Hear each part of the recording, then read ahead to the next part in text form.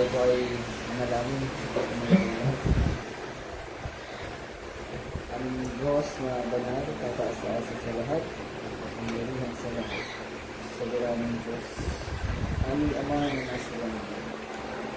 Maraming pong salamat, Ama, sa salamat po umaga na inyong pinagkaloob sa inyong mga anak upang kami po ay nagkatipon sa bagong inyong pinalaga. Kami po ay aming sambahin sa Espiritu at katotohanan. Huwag po aming Diyos, pananahin mo kami sa pamamagitan ng inyong banal na Espiritu na siyang magtuturo sa amin, magpapaalala at lalo sa aming pananandaan mo.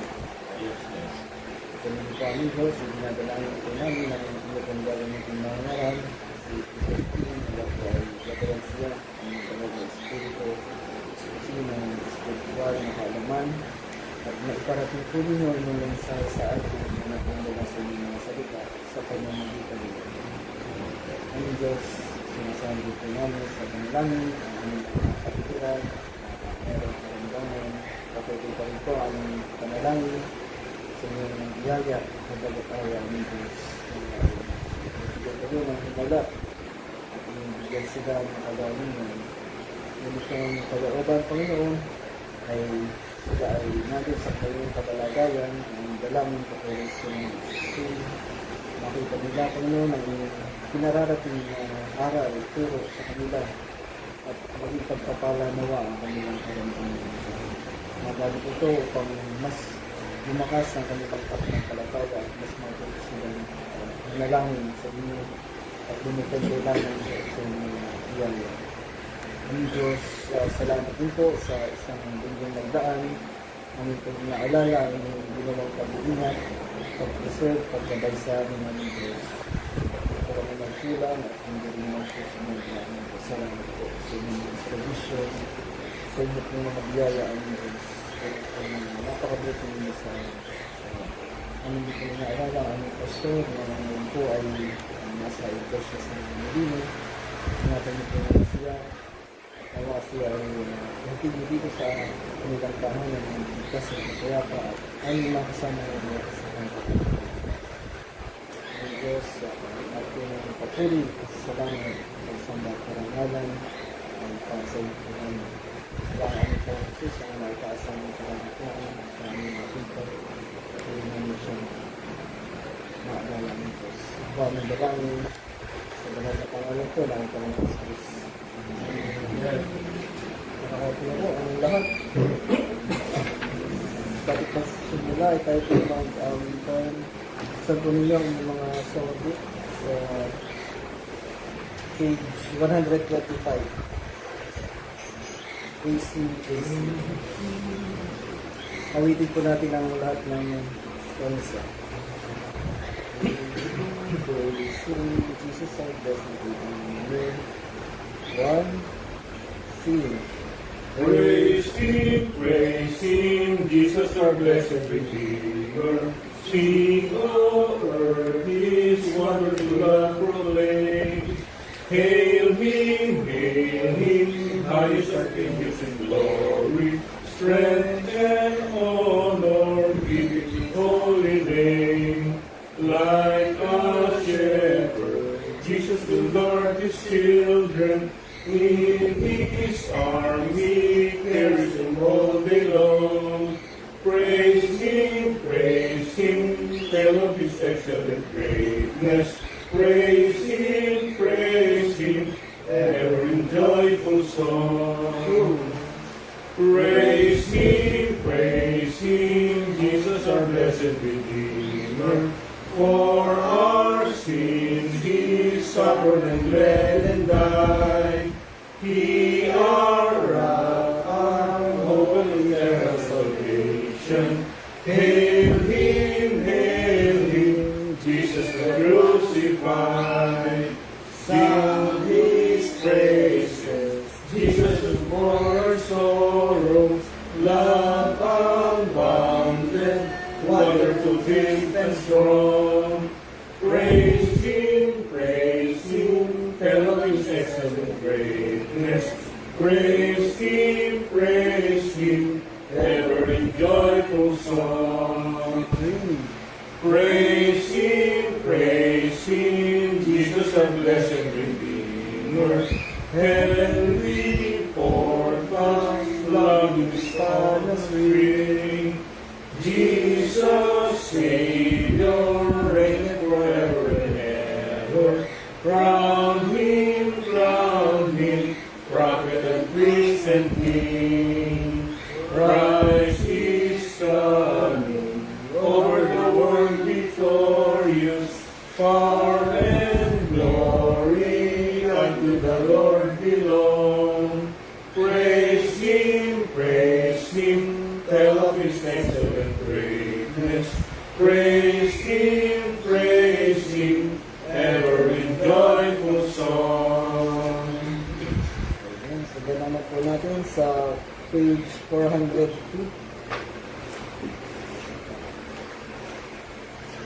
Share these Christ of you. 402. Mawitin po natin ang lahat ng stanza. There's a church here on this earth. Why? Where He sing? There's a church here on this earth with a Savior called His church. She descended from the one He started at Jerusalem. Jesus bought her with His love, loves her with a special love, will protect her on her way. She'll become His bride someday. Ever since Christ built His church, while He walked upon this earth, there has never been a time one of them you could not find. Jesus bought her with His blood, loved her with a special love, will protect her on her way. She'll become His bride someday. Shield His body, His her hand, and for her His blood was shed. Heresy she will refuse, for she's the keeper of the truth. Jesus bought her with His blood, loves her with a special love, will protect her on her way. She'll become His bride someday. Lord. When she reaches heaven bright, dressed in linen clean and white, she will then become His bride, and she will never leave His side. Jesus bought her with His blood, loved her with a special love, will protect her on her way. She'll become His bride someday.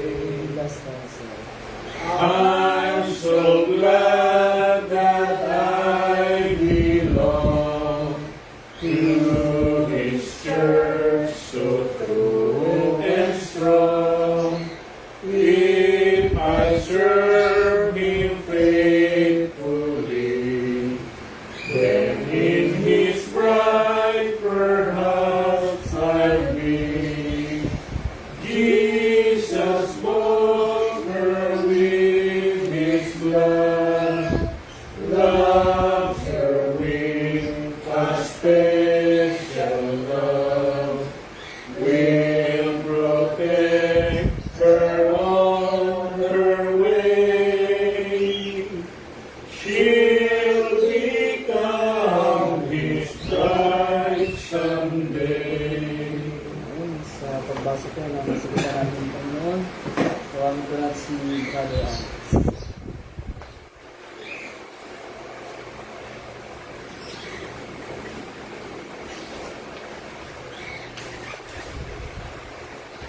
Kaya mga mga kapatid, sama natin mga Bible sa Proverbs chapter 20.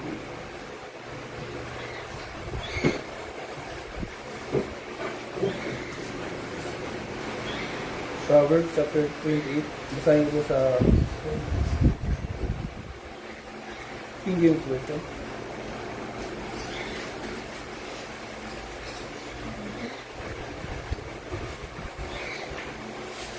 The wicked flee when no man pursueth, but the righteous are bold as a lion. For the transgression of a land, vainly are the princes thereof, but by a man of understanding and knowledge, the state thereof shall be prolonged. A poor man that oppresseth the poor is like a sweeping rain which leaveth no fruit. They that forsake the law praise the wicked, but such as keep the law contend with them. Evil men understand not judgment, but they that seek the Lord understand all things. Better is the poor that walketh in his uprightness, than he that is perverse in his ways, though he be rich. Whoso keepeth the law is a wise son, but that is a companion of righteous men, shameth his folly. He that by usury and unjust gain increaseth his substance, he shall gather it for him that will pity the poor. He that turneth away his ear from hearing the law, even his prayer shall be abominable. Whoso causeth the righteous to go astray in an evil way, he shall fall himself into his own pit. But the upright shall have good things in possession. The rich man is wise in his own conceit, but the poor that have understanding searcheth him out. When righteous men do rejoice, there is great glory, but when the wicked rise, a man is hidden. He that covereth his face shall not prosper, but whoso confesseth and forsaketh them shall have mercy. Happy is the man that feareth away, but he that hardeneth his heart shall fall into his pit. As a roaring lion and a raging bear, so is a wicked ruler over the poor people. The prince that wanteth understanding is also a great oppressor, but he that hateth covetousness shall prolong his days. A man that doeth violence to the blood of any person shall flee to the pit. Let no man stay him. Whoso walketh uprightly shall be saved, but he that is perverse in his ways shall fall at once. He that tilleth his land shall have plenty of bread, but he that followeth the vain persons shall have poverty enough. A faithful man shall abound in blessings, but he that maketh haste to be rich shall not be innocent. To have respect of person is not good, for a piece of bread that man will transgress. He that hasteth to be rich hath an evil eye, and considereth not that poverty shall come upon him. He that rebuketh a man afterwards shall find more favor than he that flattereth with the tongue. Whoso robbeth his father or his mother, and saith, It is no transgression, the same is the companion of the destroyer. He that is of a proud heart stirreth up strife, but he that putteth his trust in the Lord shall be made fat. He that trusteth in his own heart is a fool, but whoso walketh wisely, he shall be delivered. He that giveth unto the poor shall not lack, but he that hideth his eyes shall have many a curse. Last verse, when the wicked rise, men hide themselves, but when they perish, the righteous do this. Amen.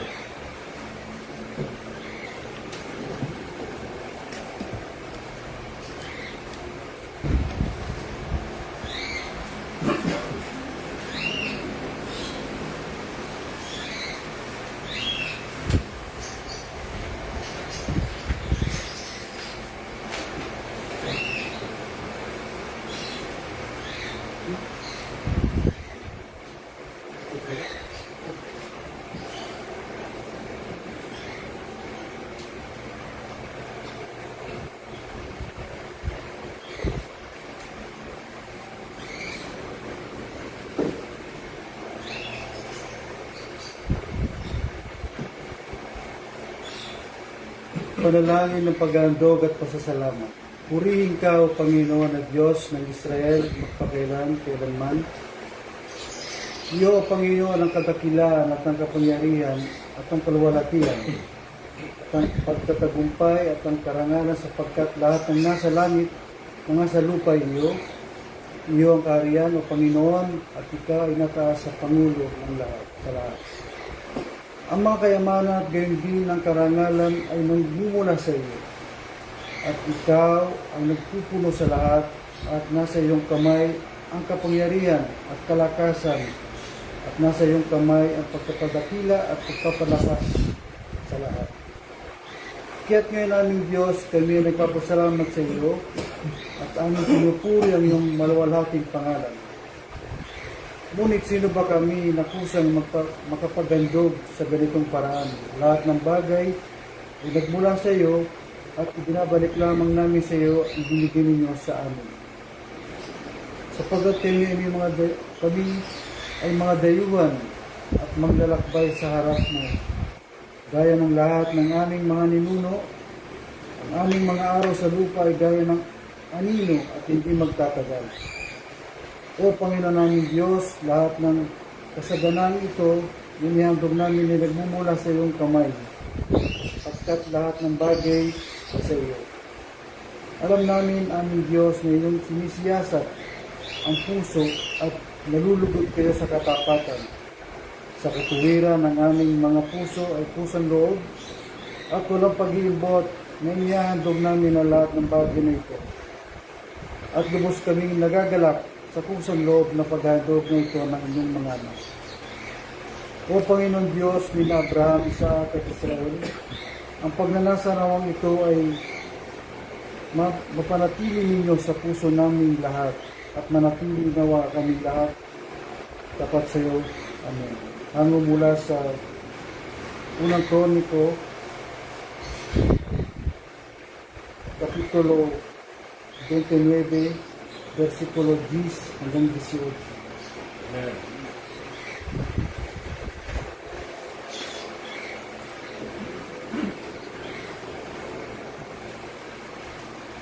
Bago tayo dumako sa pangangaral ng salita natin, Panginoon, sino mga kapatid na nagbigay po muli tayo ng papuri at salamat sa ating Diyos. Tayo po nag-aunitan. Iksan po natin sa page 372. Thanks to God. 370. Thanks to God for my Redeemer. Ulit ba natin lahat ng stanza? Ready? Sing. Thanks to God for my Redeemer. Thanks for all thou hast provided. Thanks to God, my Bartholomew. Thanks for Jesus by my side. Thanks for blessed by His springtime. Thanks for God and very fall. Thanks for tears crying out for God. Thanks for peace within my soul. Thanks for prayers that thou hast answered. Thanks for what thou hast done. Thanks for storms that I have weathered. Thanks for all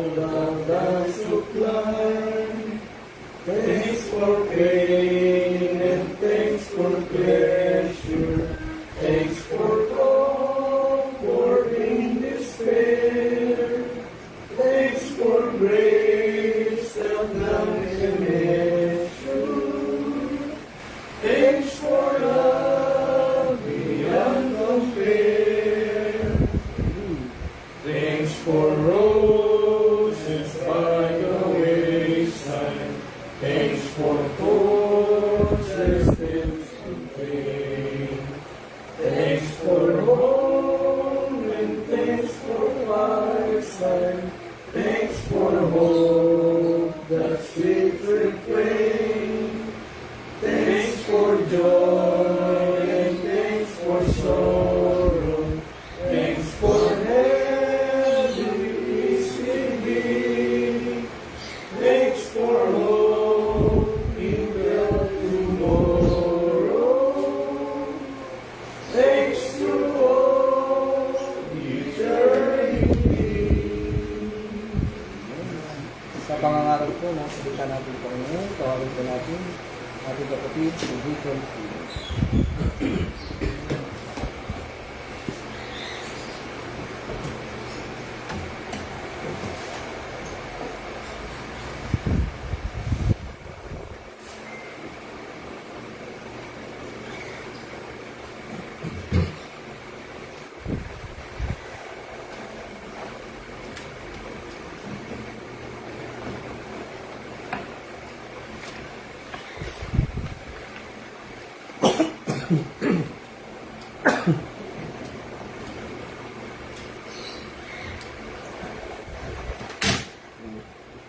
Mapagpalang umaga po sa bawat isa. Isa pong karangalan muli para sa ibahagi sa inyo ang salita ng Diyos sa umaga po ito. Inaanyayahan pong tumayo po ang bawat isa para po sa ating teksto. Sa inyo po ang inyong mga Bible sa Romans chapter 3 verse 23 at sa 1 John 3:4 po. Babasahin ko po ang Romans 3:23. For all have sinned and come short of the glory of God. 1 John 3:4. Whosoever committed sin transgresseth also the law, for sin is the transgression of the law.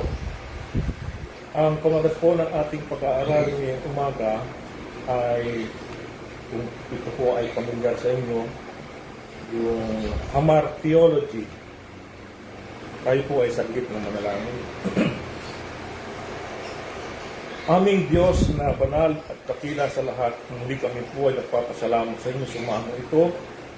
At kami po ay pinapon niyo po muli sa inyong bahay-sambahan upang muli at alayan ka namin, Panginoon Diyos, ng pagsamba, papuri at mga panalangin. O Diyos, kami po ay taus-puso na lumalapit sa inyo, hihingi po ng tawad sa lahat ng aming pagkakasala, Panginoon Diyos, lahat ng aming pagsuway at lahat ng aming paglabag sa inyong patusan. Patawarin niyo kami, O Diyos, naway kami linisin po ng banal na dugo ng aming Panginoon sa Kristo, upang sa ganon kami po ay malayang makalapit sa inyo sa umagang ito upang tumanggap ng papalang spiritual. Pagpalain niyo po, O Diyos, ang pangangaral po ng inyong salita. Pagpalain niyo po ang mensahe. Ganon din po ang mga tagapakinig, Panginoon Diyos, at ang inyong pong magsalita. Dalangin ko po ang banal na Espiritu, siya po ang bumabay at magturo po sa amin. Maraming salamat sa lahat na inyong pong kabutihan. Ito po ang aming salamat at dalangin sa ngalan po ng aming Panginoong Jesus. Amen. Maka po na po kayo. Salamat po.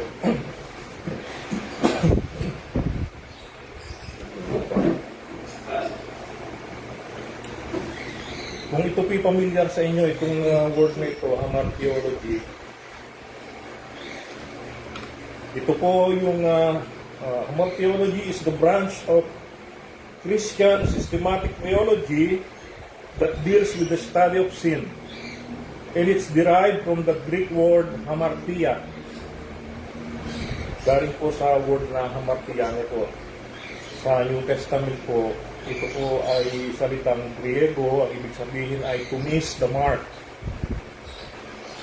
to miss the mark o yung hindi mo na tumbok yung pinakang target. It was originally used in archery to describe an archer missing the target. So bakit po ba importante na pag-aralan po ito? Ito po ang tinatawag na doctrine of sin. Doktrina o aral patungkol po sa kasalanan. Bakit po ba importante pang pag-aralan itong doktrina ng kasalanan? Ano po? Para po sa akin, ito po ay kinakailangan natin yung pag-aralan dahil napakahalaga po nito. Dahil ito po ang nagpapaliwanag sa tunay na kalagayan ng tao at kung bakit kinakailangan po natin ng kaligtasan. Kaligtasan po ba saan? Mula po sa kasalanan. So bakit po ba kinakailangan ng isang makasalanan ay maligtas po sa kanyang kasalanan? Kinakailangan yung maligtas sa kanyang kasalanan o makalaya sa kanyang kasalanan sapagkat ang sabi po ng Romans 6:23, sapagkat ang kabayaran ng kasalanan ay kamatayan. Meron pong kabayaran po. Kaya kinakailangan natin maligtas o makalaya mula dyan sa kasalanan dahil meron pong kabayaran. The doctrine of sin is the most unpopular doctrine in the world today. Biblical hamartiology ang pinaka-unpopular doctrine sa ngayon.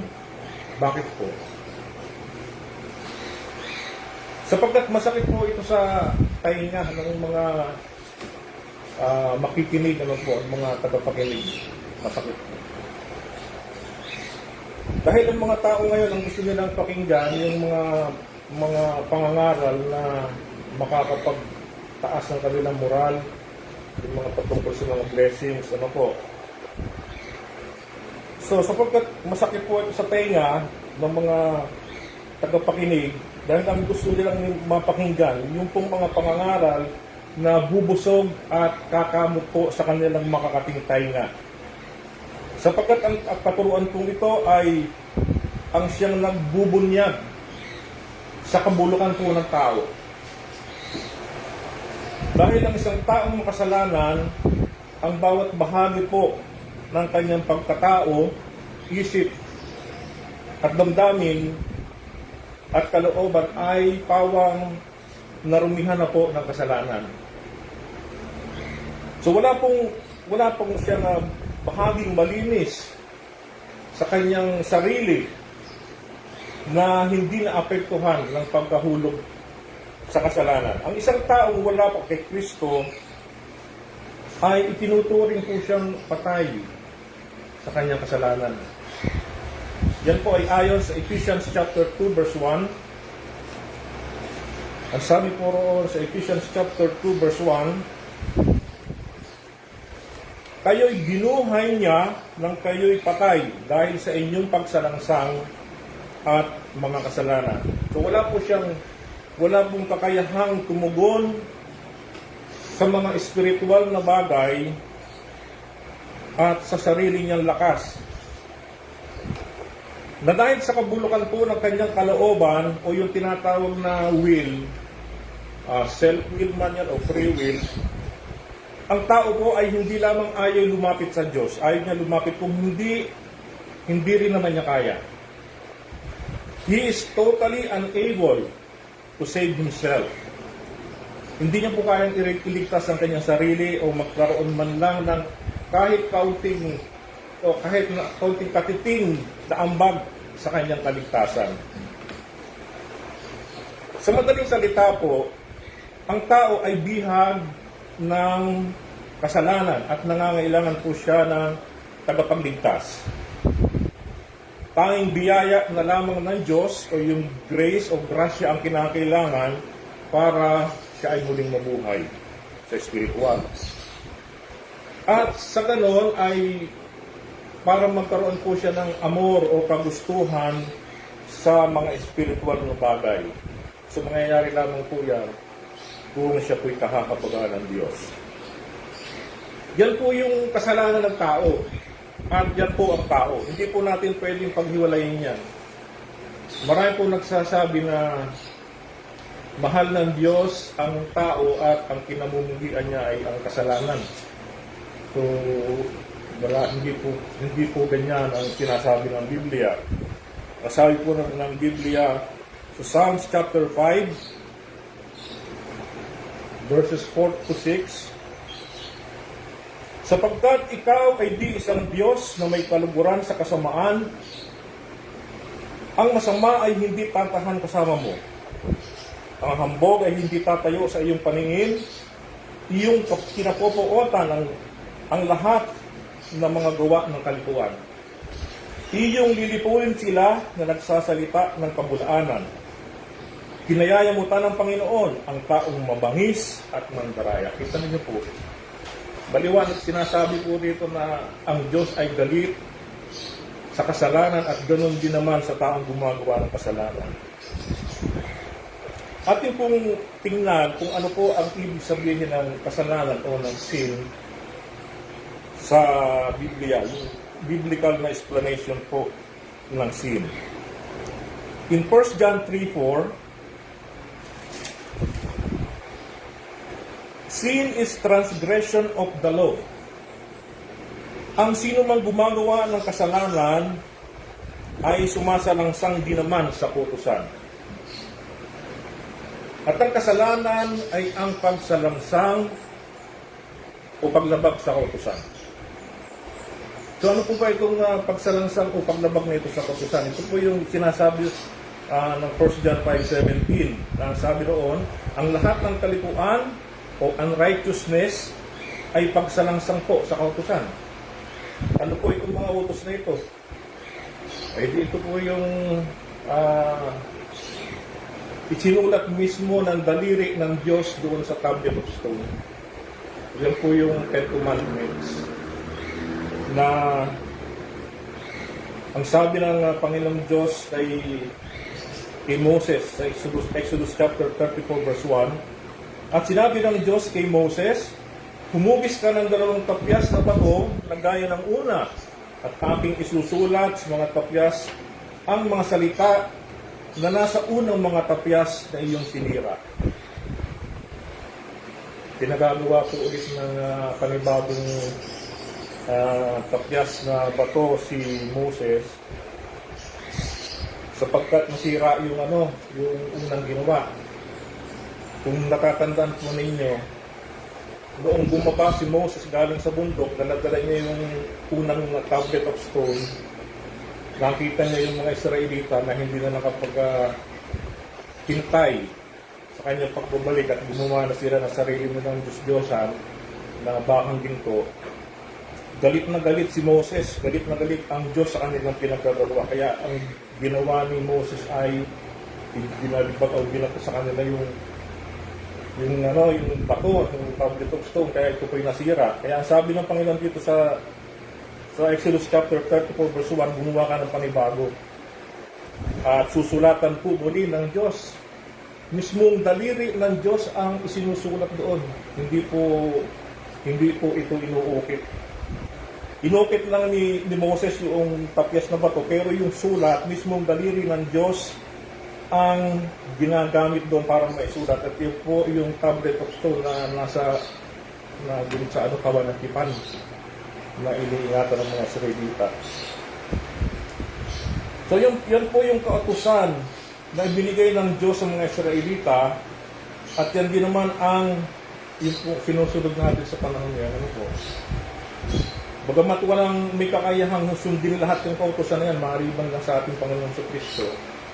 Kapag sino nga po naman ang makakasunod sa kautusan, makukumpleto niya sundin ng perpekto.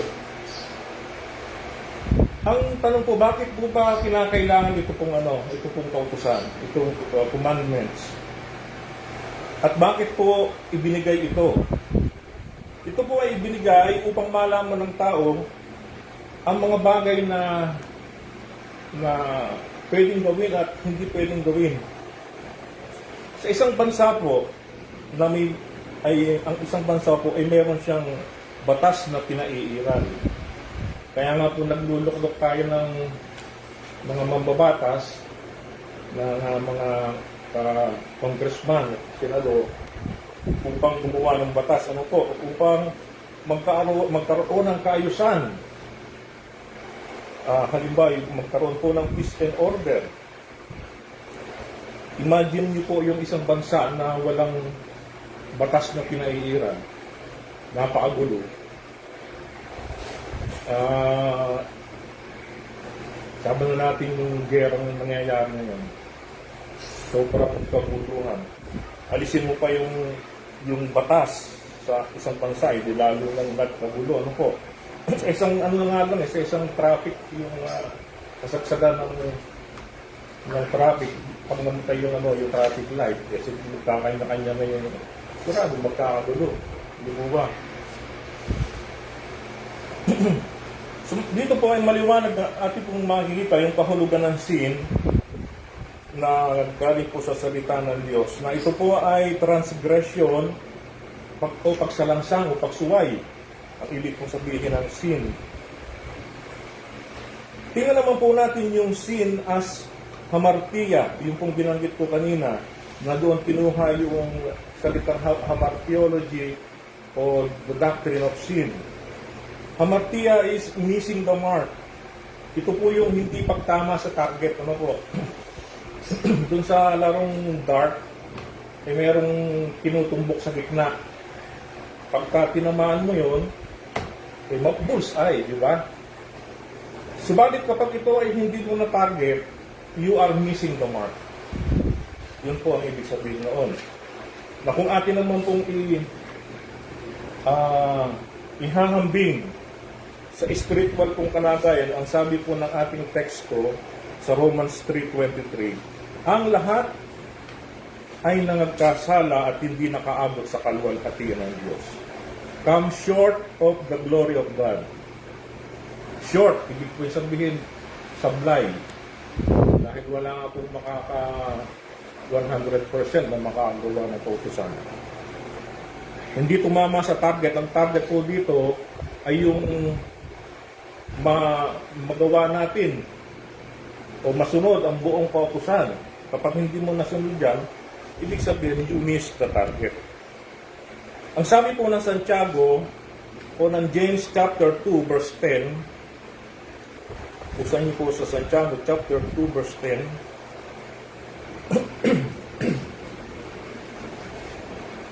kung ang sino man ang sumusunod sa lahat ng kautusan, ngunit matisod sa isa sa mga ito ay nagkakasala siya ng pagsuway sa lahat ng kautusan.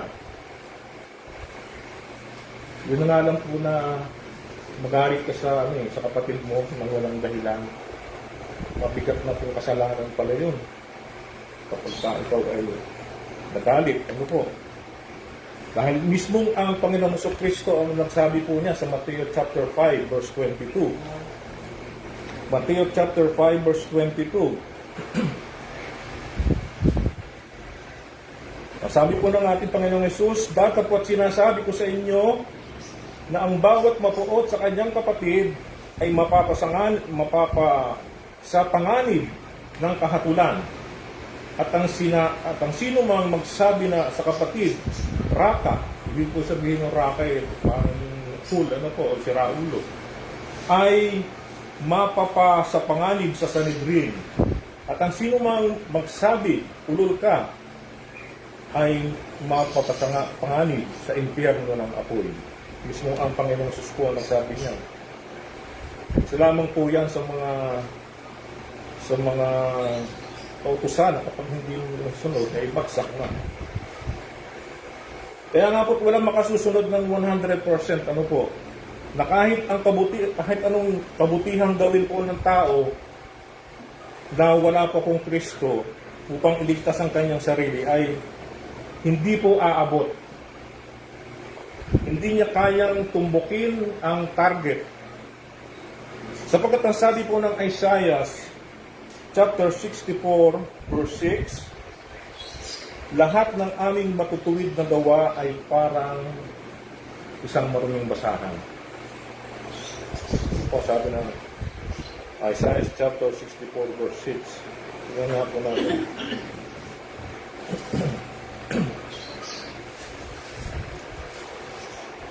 Isaiah chapter 64 verse 6.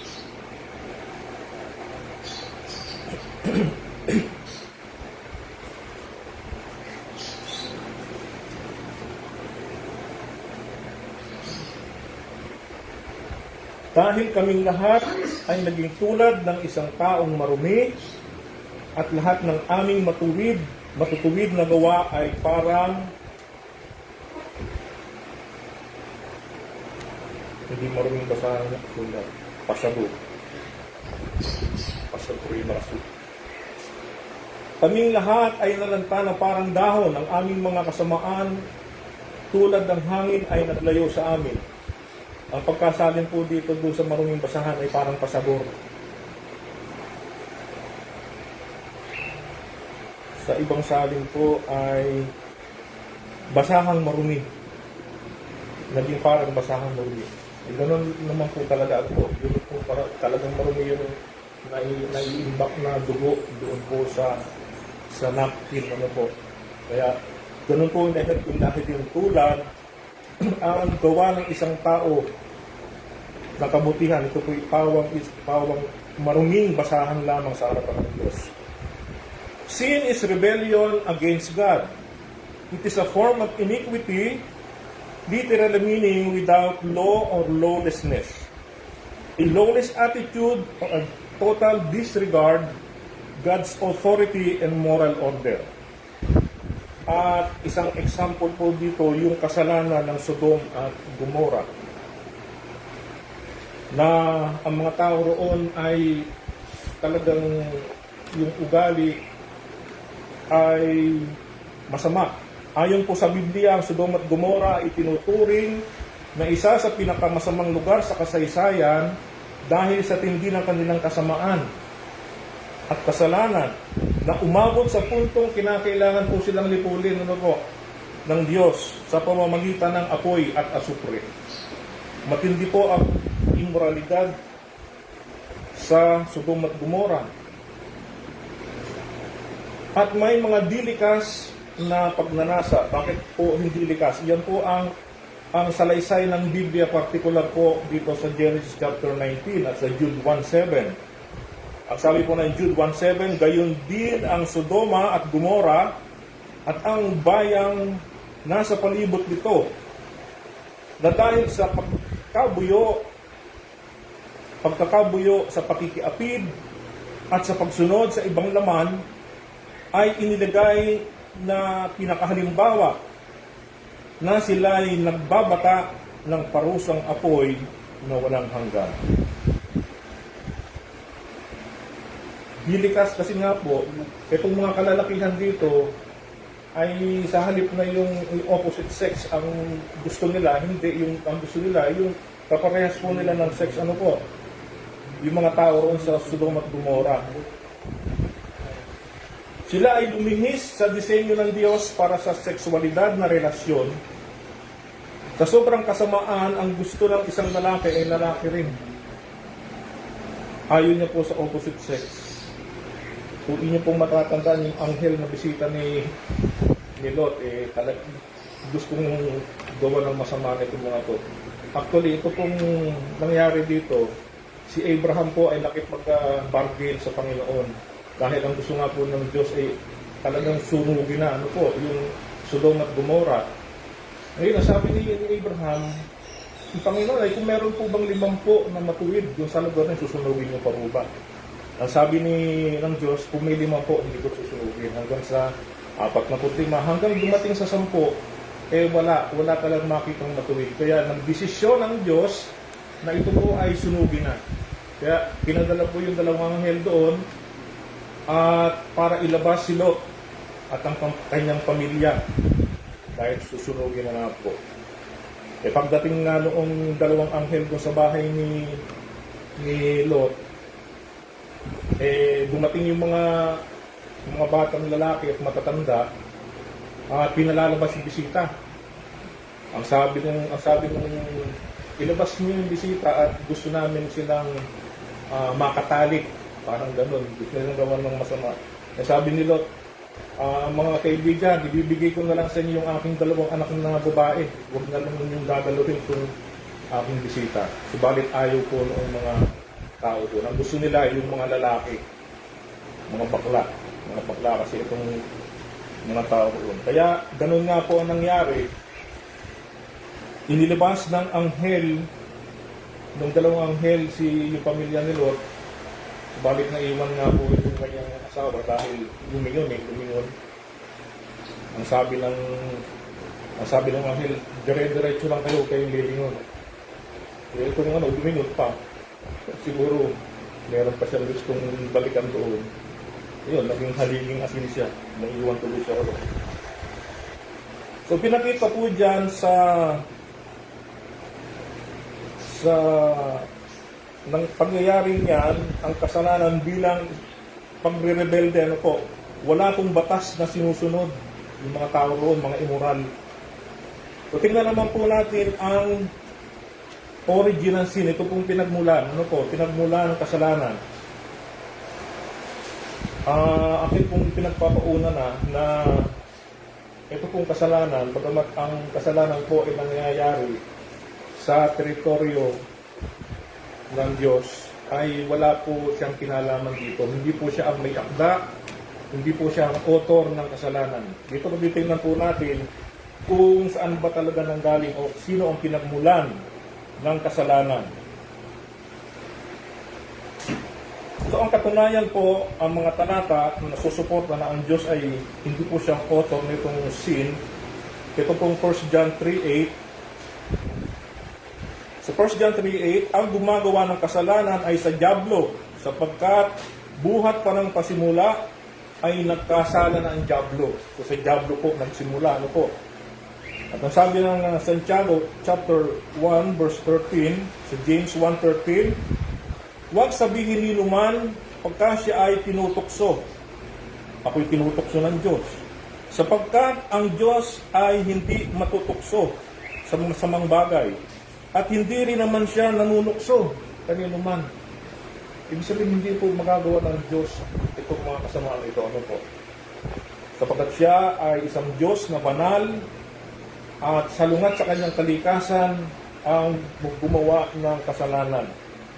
So, paano po natin makikita ang pagsisimula o pinanggalingan ng kasalanan? Basahin po natin ang Genesis chapter 3. Dito po natin makikita, Genesis chapter 3, verses 1 to 7. Babasahin po.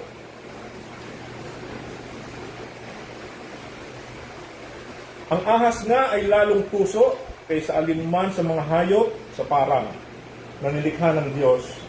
At sinabi niya sa babae, tunay bang sinabi ng Diyos, huwag kayong kakain sa alinmang punong kahoy sa halamanan? Sinabi ng babae sa ahas, sa bunga ng mga punong kahoy sa halamanan ay makakakain kami. Katapwat sa bunga ng punong kahoy na nasa gitna ng halamanan ay sinabi ng Diyos, huwag kayong kakain.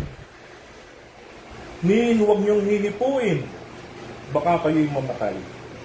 At sinabi ng ahas sa babae, tunay na hindi kayo mamamatay. Sapagkat talastas ng Diyos na sa araw na kayo'y kumain, yaon ay madidilat ang inyong mga mata at kayo'y magiging parang Diyos na nakakakilala ng mabuti at masama. At nang makita ng babae na ang bunga ng punong kahoy ay mabuting kanin, at nakalulugod sa mga mata at kahoy na mananasa upang magpapanta sa tao, ay pumitas siya ng bunga niyaon at kinain.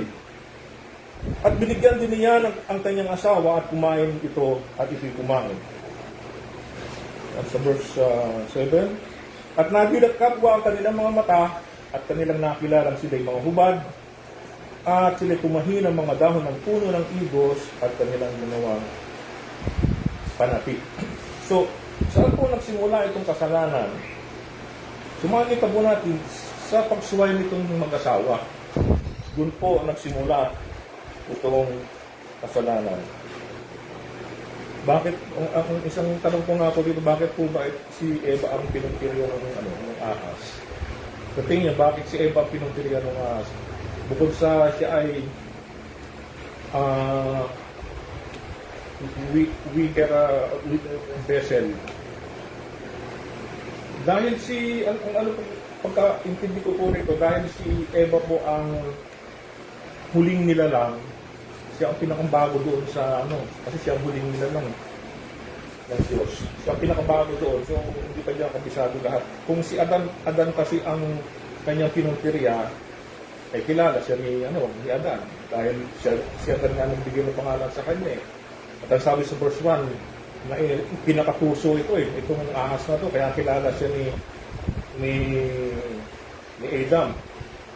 At sa oras na yon, ay nakita ng ahas na si Eva lang talaga ang nakita niya na nandoon sa puwan. So sapagkat si Adan po ang direktang pinagbigyan ng utos ng Diyos at hindi po si Eva. Kaya makikita niyo po itong sinabi ni Eva doon sa ahas. Meron na pong dagdag. Meron na pong dagdag, nadagdagan na po. Ang sabi ni Eva doon sa ahas, huwag kayong kakain niyaon, huwag niyong hihipuin. Pero ang direktang utos ng Diyos kay Adan, makikita po natin sa Genesis chapter 2 verse 17. Genesis chapter 2 verse 17. Sabi ito ng Panginoon Diyos kay Adan, datapwat sa kahoy ng pagkakilala ng mabuti at masama ay huwag kang kakain, sapagkat sa araw na ikaw ay kumain niyaon, ay walang pagsalang mamamatay ka. Wala namang sinabi dito na huwag hihipuin. Diba? Dinagdagan na lang ngayon, ang pagkaintindi ko naman dito, kaya niya sinabing nun, kasi nga, ang direct na komando, ang utos ay binigay kay Adan. At si Adan na lang ang nagsabi kay Eva. At bilang proteksyon sa kanyang asawa, baka nga matukso at pitasin at kainin. Kasi sinabi niya kay Eva, huwag mo niya kakainin at mamamatay ka. Huwag mo na ding hihipuin. Kasi kapag hindi po mo na, baka matukso ka pa. Maring ganun sinabi, kaya sa pagkasabi niya sa ahas, huwag hihipuin at huwag kakainin. Pero noon po bang kinain nila, namatay po ba sila agad? Diba, ang sabi ng Diyos, sa araw na yung kinain, sa araw na yun, ay kayo mamamatay. Sa oras yung kinain, dito ay mamamatay sa araw din yun. Pero hindi naman po namatay si Adan. Ano po? Ano pong kamatayan ang tinutukoy dito?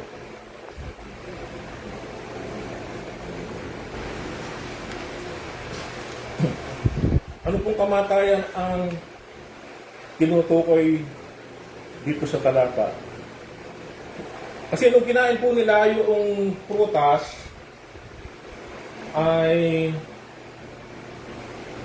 nagkaroon po sila ng bagong kaisipan. Nalaman nila yung na sila nakahubad. Nagkaroon sila ng malisya. At nagtago na sila sa Diyos. Noong dumadating ang Diyos at hinahanap yung dalawa, nasan kayo? Ang sabi ng dalawa, nagtago po kami kasi narinig namin na dumadating kayo. Bakit kayo nagtatago? Siguro kumain kayo ng prutas, yung sabi ng Diyos, ayon po sa context. Ngayon, takot na sila. Dati ang fellowship nila sa Diyos ay maganda. Siguro noong panahon na hindi pa nila kinakain o wala pang nangyayaring paglabag o pagsuway, masaya sila doon sa paraiso. Meron silang magandang fellowship sa Diyos. Ngayon, nung kinain po nila, napunan na sila ng sinuway nila, nagalit na ang Diyos, nagalit sa kanila at sila ay pinalayas. So, ang kamatayan tong tinutukoy dito, hindi po yung kamatayan physical, bagamat dumating din po sa kanila yung kamatayan physical, hinintay lang po muna ng Diyos na dumami ang tao at kamatay din, nagkaroon ng kamatayan, yung mag-asawa. Subalit yung unang kamatayan tinutukoy dito, yung po kamatayan spiritual. Kasi ang Diyos ay espiritu, at ang nakikipag-ugnayan dito ay espiritu, yung espiritu ng mag-asawa. So, yun po, nung pinaalis sila, nung sila ay pinalayas doon sa paraiso, wala na silang ugnayan, putol ang kanilang relasyon. Ano po? At diyan nag-umpisa yung kasalanan. Nung lumabas na sila nangyari na yung unang pagpatay. Nabunga ng kasalanan. Nang patayin ni Cain si Abel. Di po ba? Dahil sa inggit. So, bakit pinatay ni Cain si Abel? Dahil sa nagselos siya. Nagselos dahil hindi pinansin yung kanyang handog ng Diyos. Yung handog ni Abel ay naging isang maayos o mabangon sa Diyos sa harapan at nagustuhan ng Diyos.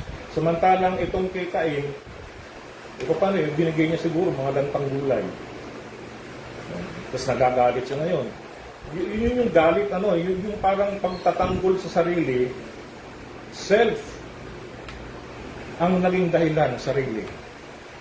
Na yan po ang espiritu ng Arminianism. Sarili muna. So namatay po ang espiritual na relasyon nitong mag-asawa. At iyan po ang siyang namana ng mga tao. Yung lahat ng ipinanganak, lahat ng inilabas sa kanila, pawang meron na rin kasalanan minana. Kalikasang makasalanan. So, ang sabi po ng Romans 5:12, ito po ang sabi ng Romans 5:12, kaya kung paano sa pamamagitan ng isang tao ay pumasok ang kasalanan sa sanlibutan at ang kamatayan sa pamamagitan ng kasalanan at sa ganito'y ang kamatayan ay naranasan ng lahat ng tao sapagkat ang lahat ay nagkasala. Yan po yung ating ginanang yung sinful nature na ating ginanang doon sa unang mga tao. Maliwanag po dito sa original sin na hindi po ang Diyos ang siyang lumikha ng kasalanan sapagkat yan po ay taliwas sa kanyang kalikasan na siya ay makagawa ng kasalanan sapagkat ang sabi po rito sa Revelation chapter 4 verse 8, at sila'y walang pahinga araw-gabi na nagsasabi, banal, banal, banal ang Panginoong Diyos ang makapangyarihan sa lahat na nabuhay at mabubuhay at siyang darating. Kaya imposible po talaga na sa Diyos manggaling po ang kasalanan. Nakita po natin ang kasalanan ay galing po ito sa dyablo at dito sa naunang tao dahil sa ginawa nilang pagsuway.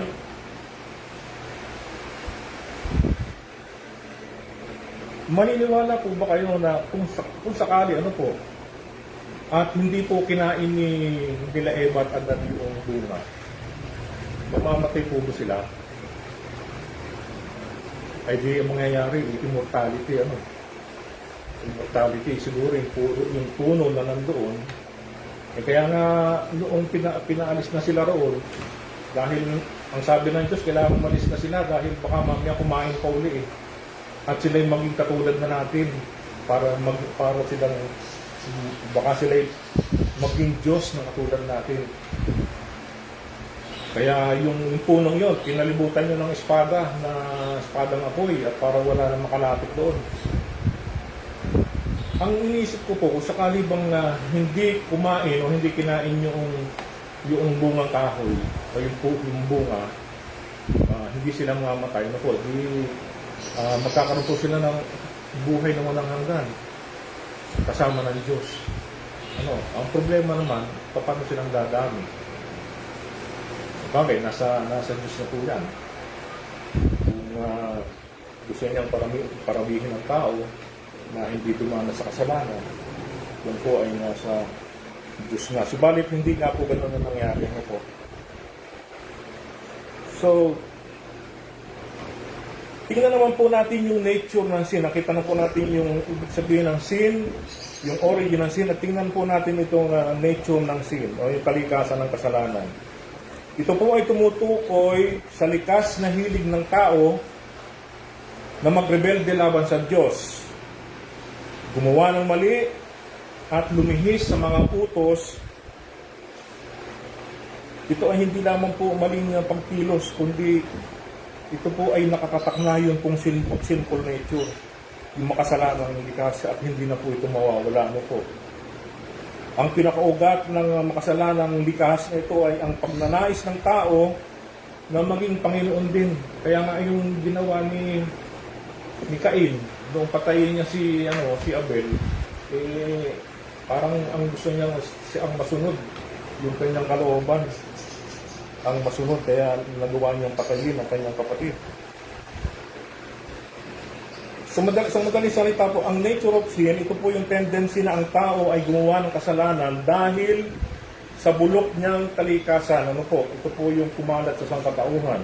At in Jeremiah chapter 17 verse 9, Jeremiah chapter 17 verse 9, nasabi po rito, ang puso ay magdaraya. Tingnan po natin yung kalikasan, ano po, yung nature of sin.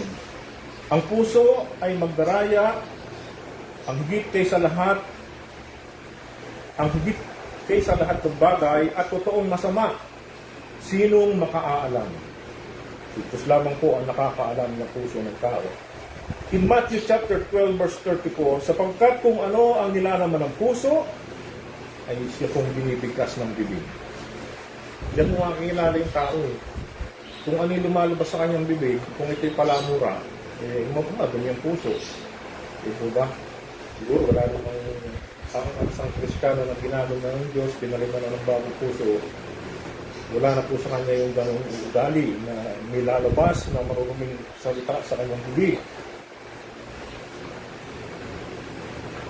Ito po ay babala na ang puso ng tao ay likas na makasalanan, madaling madaya at hindi po mapagkakatiwalaan. Ipinapakita nito na ang emosyon at sariling pagpapasya ay madalas na naglalayo sa ating sa Diyos. Sa isa pong unregenerate na tao, yung pong hindi pa na-overhaul. Ibig sabihin na yung hindi pa na-overhaul, wala pang naganap na operasyon o pagpapalit ng puso.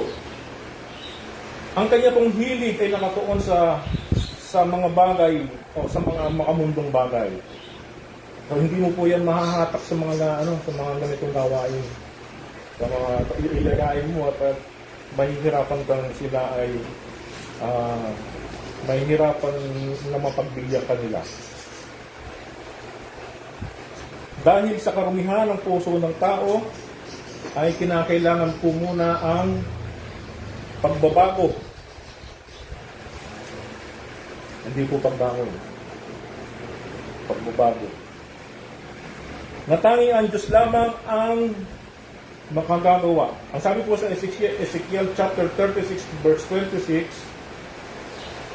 Ezekiel chapter 36 verse 26, ganito po ang dapat mangyari sa isang tao na mayroong kalikasan na makasalanan na kapag siya ay pinalagdan ng Diyos at na-regenerate, ganito po ang nangyayari. Bibigyan ko rin naman kayo ng bagong puso at lalagyan ko ang loob nyo ng bagong diwa at aking alisin ang pusong bato sa inyong katawan. At aking bibigyan kayo ng pusong laman at aking ilalagay ang aking espiritu sa loob nyo at palalakarin kayo sa mga palatuntunan at inyong iingatan ang aking kahatulan at isa sa dua. Kung inyo pong pag-aaralan nitong verse na ito, nakapagka ang isang tao po na born again o na-regenerate, na ang Diyos pa rin, ang Diyos lahat ang magbibigay. Bibigyan niya ng bagong puso na para sumunod at bibigyan niya ng espiritu at yung espiritong ito ang isa pong makikipag-ugnayan sa Diyos.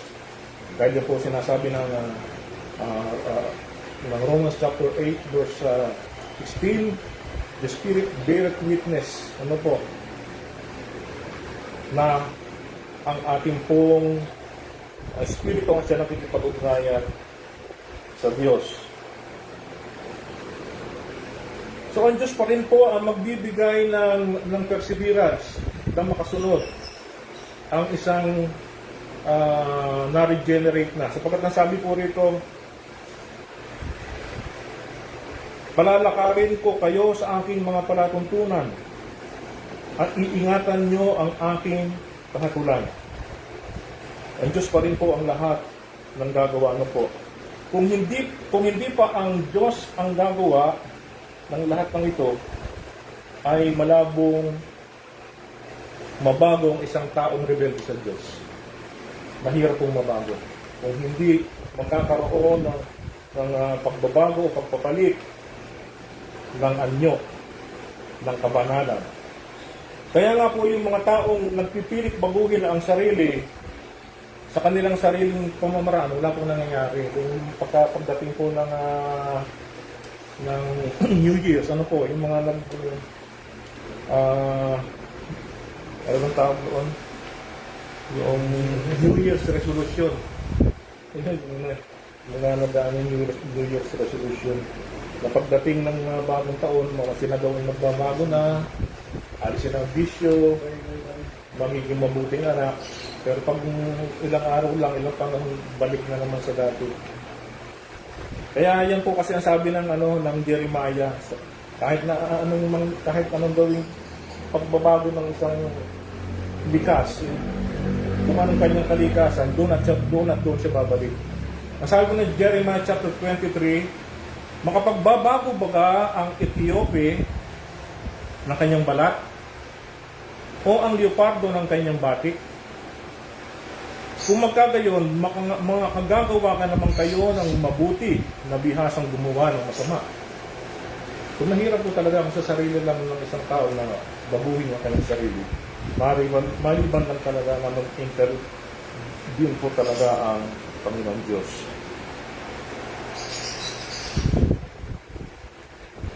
Kaya nga po ang mga tao kapag inaya ng mag-aral ng salita ng Diyos, buti kung pansinin ka ng mga yan po. Kapag pinag-uusapan po itong sinful nature na ito yung kalikasan po na pagkahilig sa kasalanan. At kung minsan ito po umiiral din po ito sa mga nagsasabing Kristiyano o doon sa mga Kristiyano na umiiral pa rin po ito. Kapag hindi pa naman tayo talagang na nakalaya ng gusto sapagkat nasa laman pa tayo. So alam naman po natin ang kalikasang ang isang tunay na Kristiyano ay kinakailangan niyang sumunod. Ano po? Alam natin na kailangan sumunod sa utos. Yan po ang sabi ng Panginoong Kristo. Sa John chapter 14 verse 15, John chapter 14 verse 15, kung ako inyong iniibig, ay tutuparin nyo ang aking mga utos. Ito po ang parati ko na lamang naitatanong. Ito po bang Hebrews 10:25? Ito po ba ay hindi uutos? Ano po? Yung Hebrews 10:21, hindi po ba utos ito? Nasabi ko rito, huwag nating pabayaan ang ating pagkakatipon. Yung pong araw ng Sabat, ano po ba? Yung katulad nito, itong pananambahan. Ang Sabat po ba o ang pananambahan, ito po ba ay half day lang o full day? Dapat isang buong araw. Ito po ba? Kasi nakasanayan na po eh. Nakasanayan na po natin mga kapatid na ang araw ng Panginoon ay kalahating araw lamang.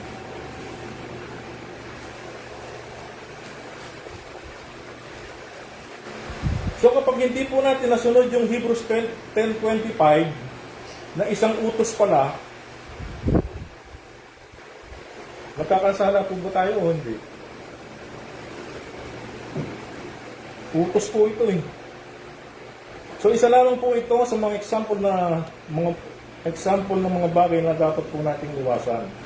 Dahil minsan ay umiiral na po yung ating kalikasan, ano po, at hindi po natin ito nakokontrol.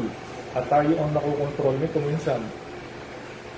Kaya nga po minsan sa ating mga panalangin ay para bang hindi naririnig ng Diyos ang ating mga panalangin. At itinatago niya ang kanyang mukha sa atin. Tulad na sinasabi po ng Isaiah chapter 59 verse 2. Isaiah chapter 59 verse 2, ang inyong makasalanang mga kilos, gayon man ay naghiwalay sa inyo mula sa inyong Diyos, at dahil sa inyong mga kasalanan, ay nagawa niyang maitago ang kanyang mukha mula sa inyo at mula sa pakikinig sa inyo. Ang sabi ni King David tungkol sa kanyang puso, ito po yung mababasa natin sa Psalms chapter 139, verse 23 and 24. Siyasatin mo ako, O Diyos, at alamin mo ang aking puso. Subukin mo ako at alamin mo ang aking pag-iisip.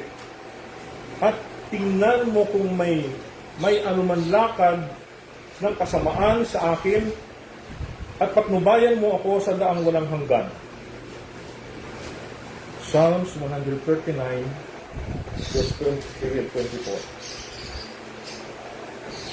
So ito po ang kadahilanan kung kaya kinakailangan pong pag-aralan po natin itong hamartiology, itong doctrine of sin, upang malaman natin kung gaano kalaki at kalawak ang pinsalang idinulot po nito sa sangkatauhan.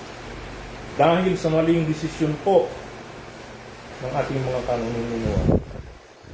At ito'y umabot sa hanggang sa huling henerasyon, yung sumpa.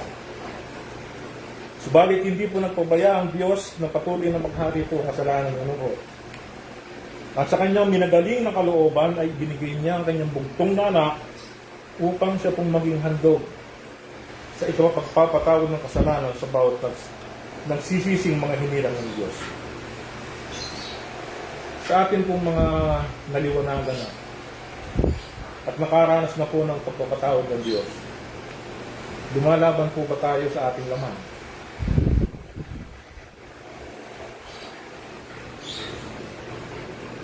Lumalaban po ba tayo sa ating lumang kalikasan na minsan ay madalas ay gusto niya na siya ang maging hari o maghari-harian?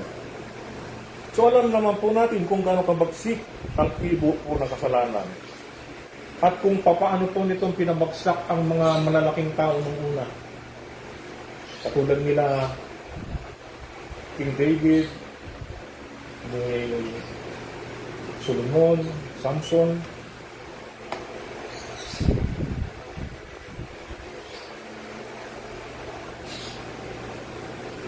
Huwag po kayong mag-alala mga kapatid. Dahil sa pag-ibig ng Diyos sa kanyang mga hinirang, ay isinakripisyo po niya ang kanyang bugtong na anak. At hinayaan pong mamatay sa krus ng Kalbaryo upang mabuhos ang dugo sa ikapagpapatawad at ikapaglilinis ng ating mga kasalanan. Ang sabi po ng Ephesians chapter 1 verse 17, na sa Kanya'y mayroon tayong katubusan sa pamamagitan ng kanyang dugo, na kapatawaran ng ating mga kasalanan ayon sa kanyang kayamanan ng kanyang biyaya. Ang sabi po ng Panginoon, ako ang siyang pumapawi ng iyong mga pagsalangsang. Alang-alang sa akin, hindi ko alalahanin ang iyong kasalanan. Isaiah chapter 43 verse 25. So kung tayo po ay nakagagawa ng mga kasalanan mga kapatid, iluhod na po natin agad sa Diyos. At huwag na po natin hintayin pa na kalyuhin ang ating mga puso. Mamalayan po natin yan na malayo na po pala tayo sa Diyos. Malayo na po tayo sa piling ng ating Panginoon. Ang mensahe po sa umagang ito, pagsisihan ang mga kasalanan, huwag nang gagawin pa, talikuran at huwag nang balikan. Yan po ang mensahe sa atin na Diyos sa umagang ito. Naway pagpalayan ng Panginoong Diyos ang mga araw na ito sa ating mga puso. Unanyayahan ko kung tumayo ng lahat tayo po ng alam mo.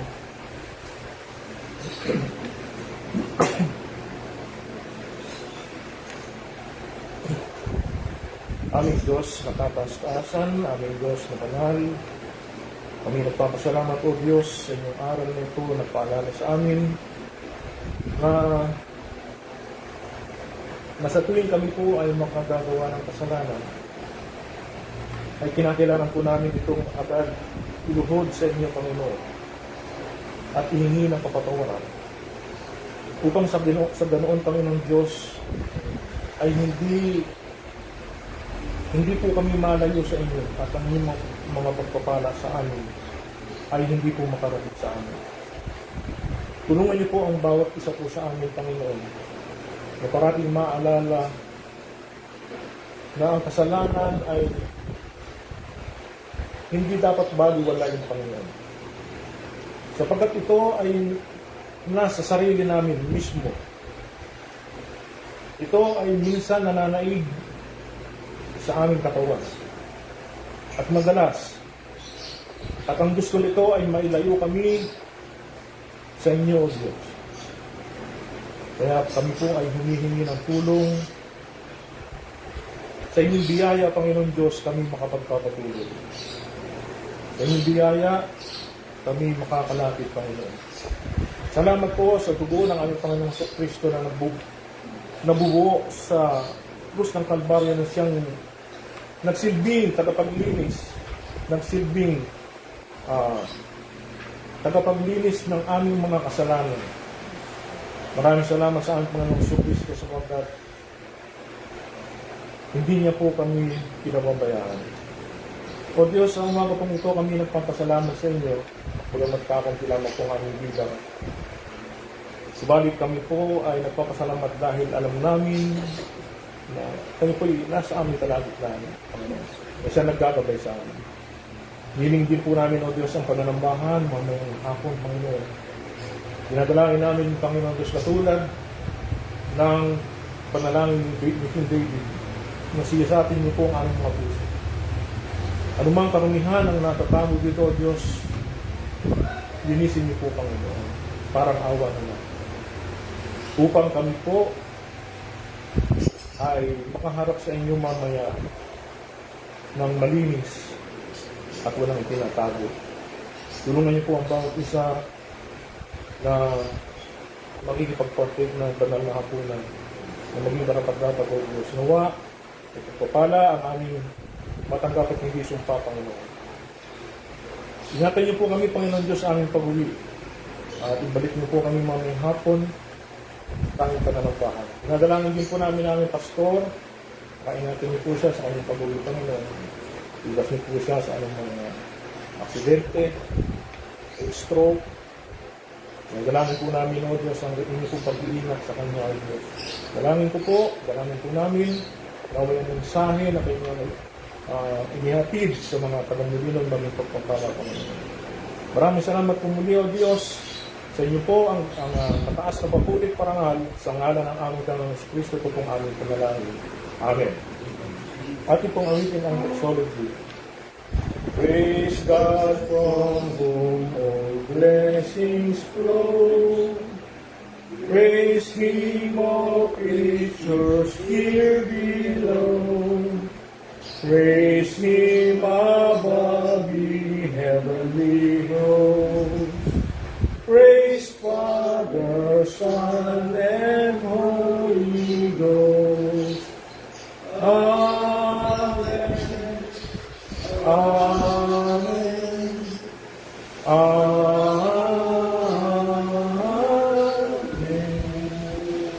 Magandang tanghali po, mga kapatid.